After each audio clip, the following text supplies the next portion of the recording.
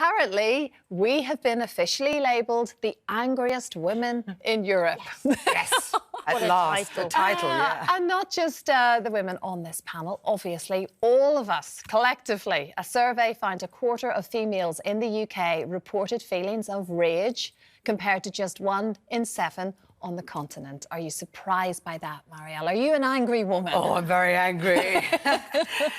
No, I'm not surprised by it at all, actually. I mean, if you look at the statistics, women do 68% of the caring in this country, unpaid, and also make up 48% of the workforce.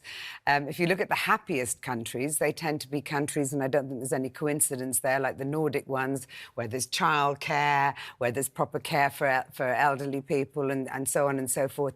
So I think the volume of expectation and responsibility that falls on women's shoulders is really quite shocking. And then if you couple that, because this report is actually about global health, we've dropped 7 points. I think we're nearly at the bottom of the sort of first world countries, if you will.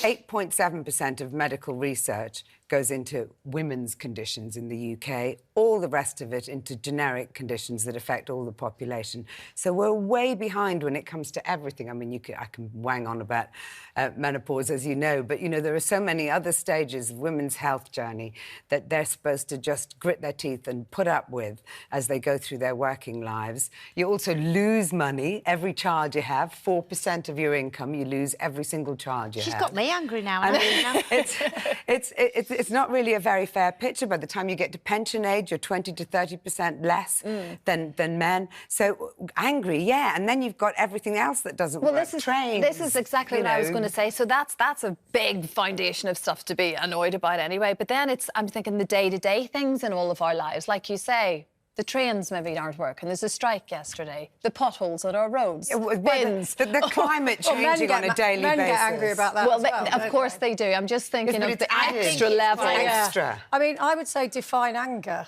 Because actually a lot of the stuff you're saying, which is absolutely true, it's stress, it's frustration, it's exhaustion.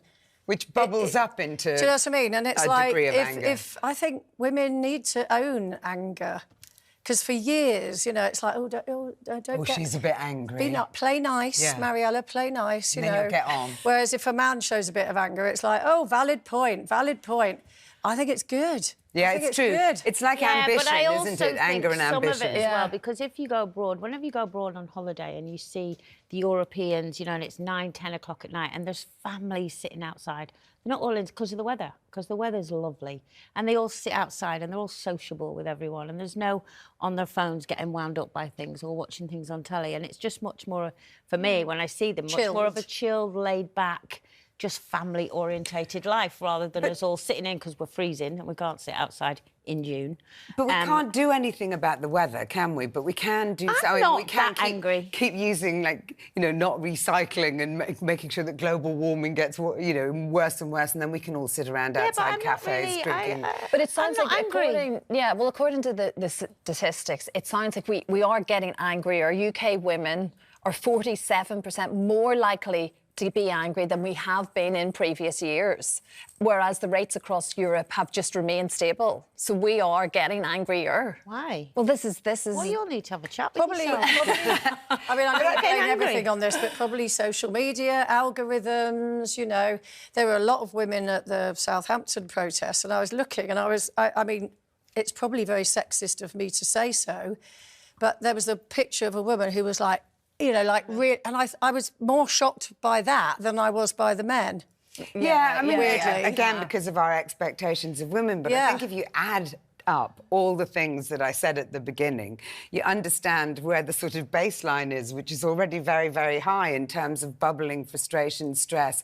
I don't think women's lives are easy at all. And I think, you know, we actually need to look at that and try and work out how we can factor in the fact that we are now, you know, 50% of the workforce virtually, and yet we work in a world that was entirely not built for us. And until that happens, it's good to be angry. Well, that's true. Well, maybe we need to move to either Taiwan, Latvia, Japan, Vietnam and Poland. That's the top 5 places where everyone's very happy.